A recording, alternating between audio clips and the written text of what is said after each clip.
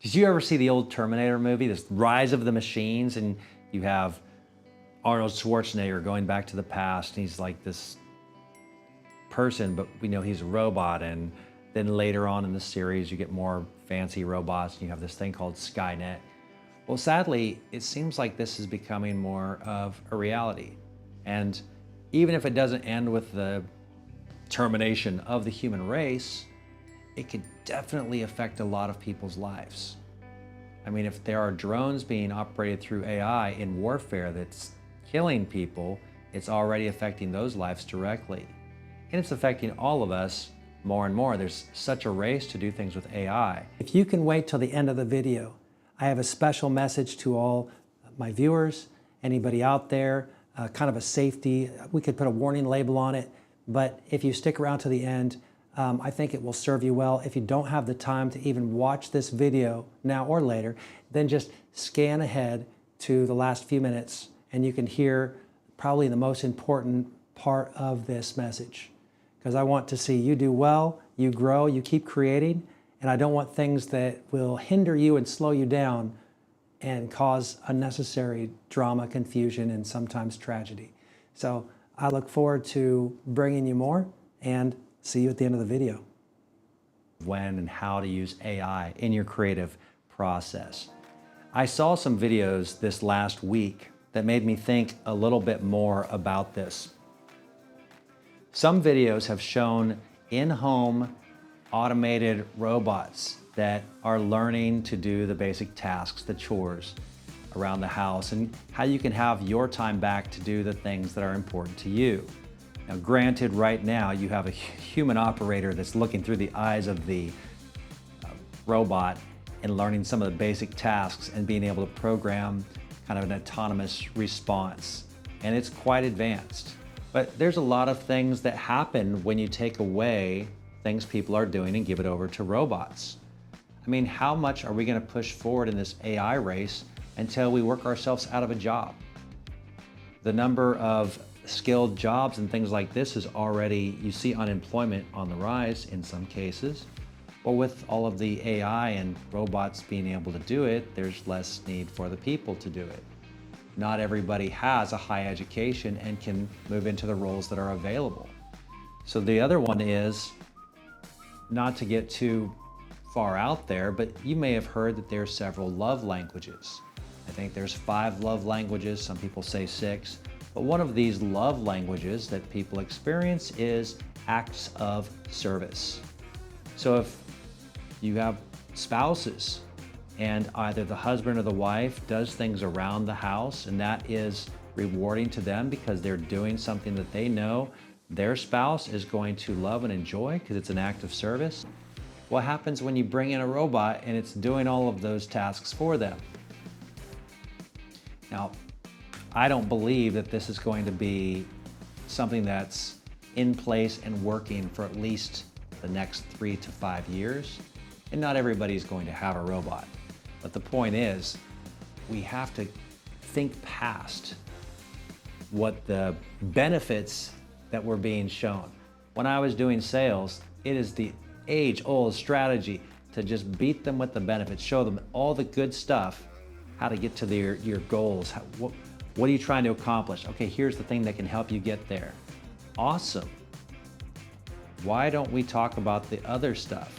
Well, that doesn't really get you sales. If you dwell on the things, the fine print, people get a little bit weird about that. Now, if somebody asks you and you're doing sales, you better tell them the truth. You better tell them what that fine print is. Always be honest and transparent, even doing sales. You shouldn't need to lie or deceive people if what you're selling is a good product or service. If you have to be deceptive knowingly to get that sale, I would challenge you to consider what it is you're doing. Because when I was doing sales, I always had to believe in my service or product or I would not do it. At the end of the day, my time before I go to sleep, I have to think back over how things went. And I needed to answer to my own conscience to say, hey, was this a good thing? Was this not a good thing? And no job, I don't care how well they pay, is worth that. Okay, because you need your peace. You need to know that you're doing something that has a purpose. To be able to think through things. because being too busy all the time, you'll always be in kind of that emergency reacting state. It doesn't leave much room for creative growth or development. How can you be creative when you're just trying to figure the next thing out, the next thing out, the next thing out, and everything is so stacked that it's like you never catch up and you always will be overwhelmed?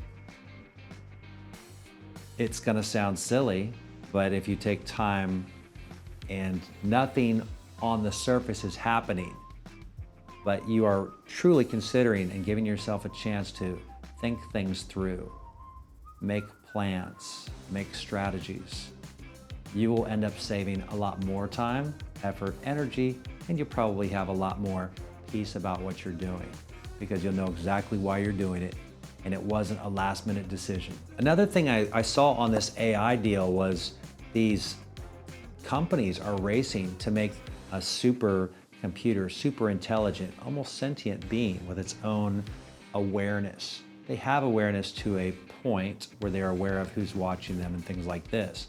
What's already developed from that? Well, they consistently blackmail employees to avoid being shut down because they have this sense of self-preservation. They have a mission, and that is their prime directive, and they don't want to be shut down. So if it's on the schedule, hey, you're going to do this and this and this, and then you're going to be shut down.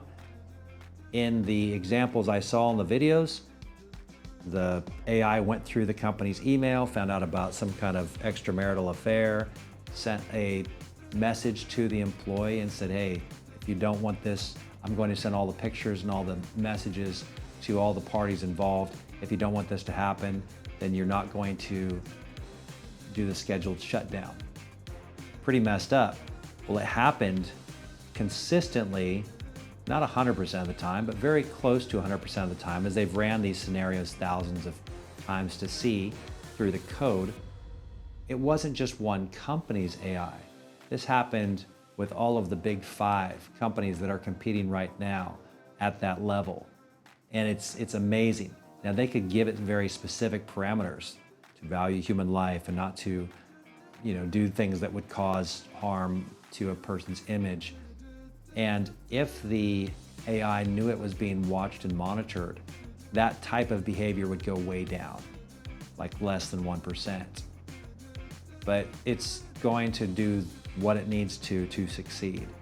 And that will include cheating, that'll include blackmail. It doesn't really have a moral compass. It's just mission or task oriented. And it's very efficient and proficient in what it does. It takes the shortest line there. It doesn't stop with blackmail. There are instances where the AI even attempted to kill an employee to avoid being shut down. So the question I would have is, if they are on a race for these almost sentient supercomputers, at what point do we lose the ability to shut them down? You already have AIs training other AIs. And if this is true, couldn't some of the AIs turn on and turn off their counterparts to do the maintenance that's required? If this is the case, even if there was downtime, if we don't have the controls to turn them on or off because it's doing it all itself, then what's going to stop it from making the decision that humans are in the way? There's already some AI being used in modern warfare. Like there's a war in Ukraine where they have this thing like a Dragon drone that is shooting fire down to the earth.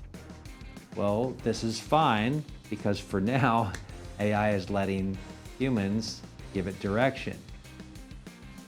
But imagine when that doesn't make as much sense for its self-preservation or prime directive. At the end of the day, AI can be very good in helping us to accomplish things in a shorter amount of time. We can use a tool to make our work easier, but having it create its own art, make poetry, and do things that humans struggle to do, I'm not completely on board with. Can it write poetry? Can AI do amazing poetry? I'll tell you what, its word choice, its sentence structure, how it fits together is probably amazing. Poetry comes from a certain place though. It comes from a heart, it comes from an emotion, a feeling, an experience, and it's communicated using words. And in this, there's art.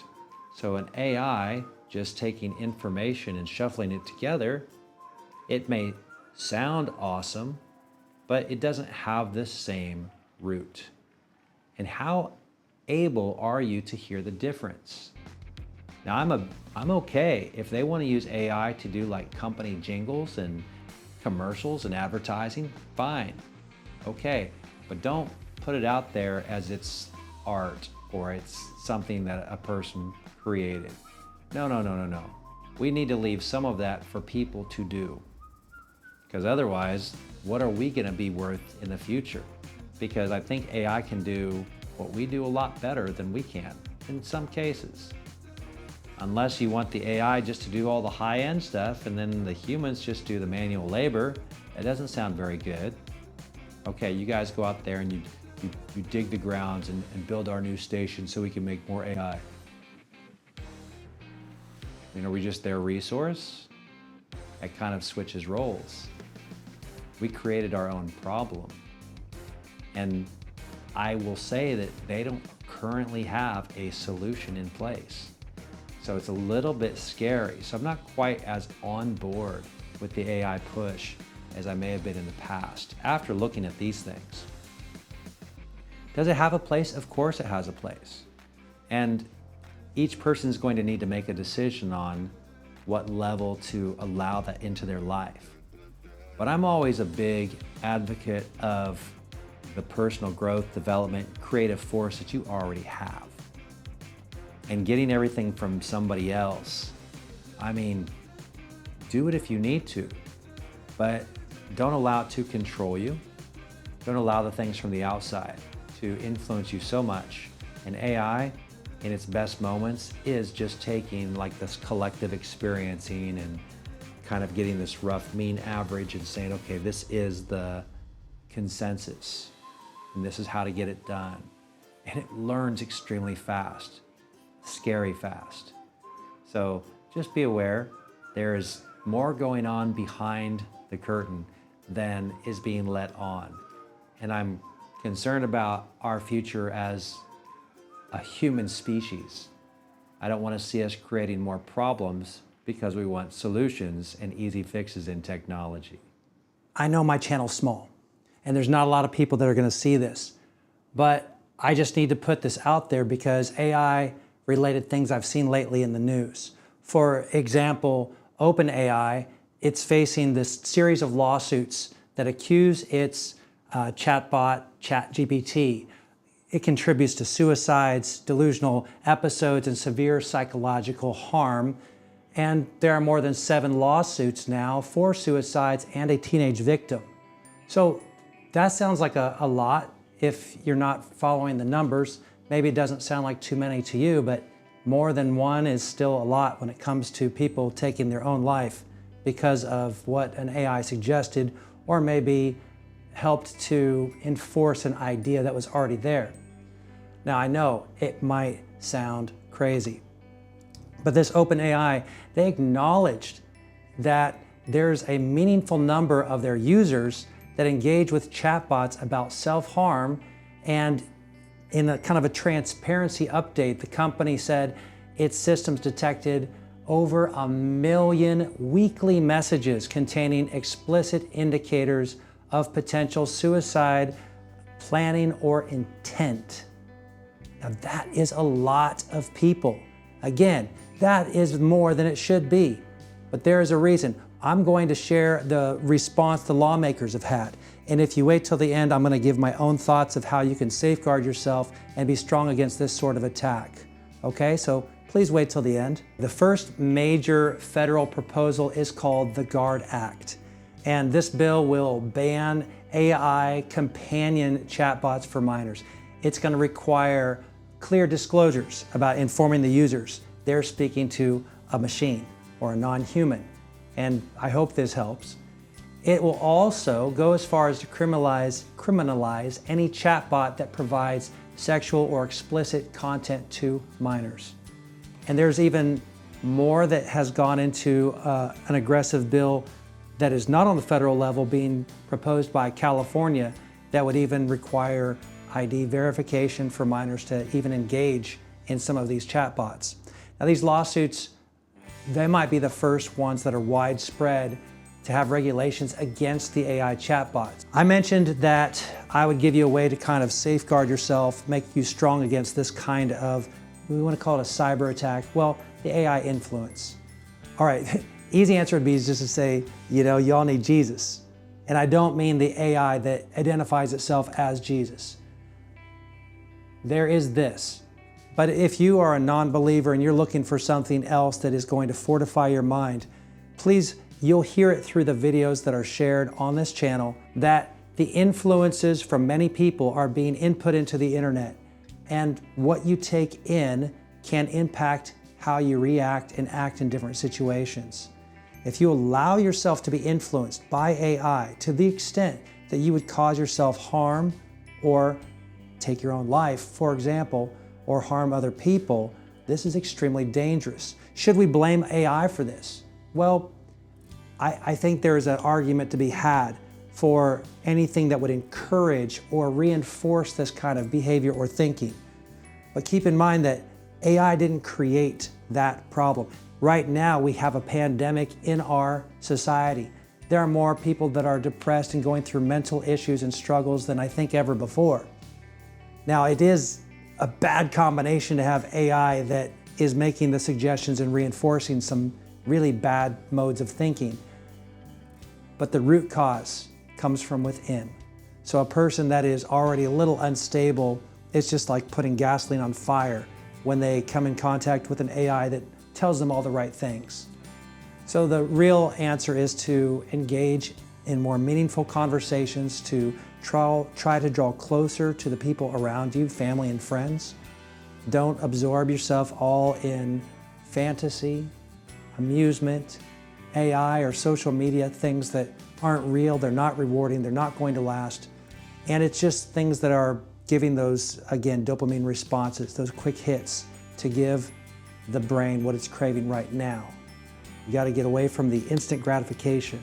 Look for things that have more depth, because having something that you live for that's bigger than you will prevent you from maybe hitting some of these pitfalls. There needs to be something where you're not leaving yourself wide open to just taking in all the garbage that's out there. Do you think that users on the internet or the AI cares about you and your well-being? Well, I would beg to argue. Okay, so please, I hope you enjoyed the video. Share, like, subscribe, and I'll try to keep bringing more content. And hopefully, if my voice comes back all the way, it won't be so long before the next video. So until then, create your world.